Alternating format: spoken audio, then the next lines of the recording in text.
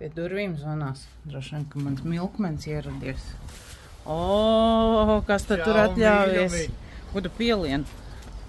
Kur tu biji? Es pēc pieniņa, es tev teicu. 10 dienas.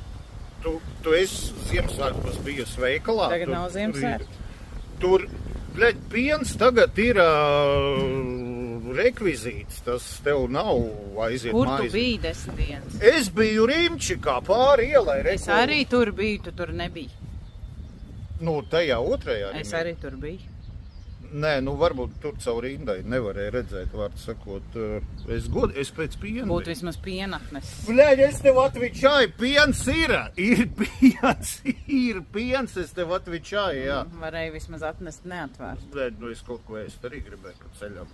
Tev gan ceļš 10 dienas bija. Nē, ir piens, visu vārdu sakot, es gribu mājās. Bļaļ. Kur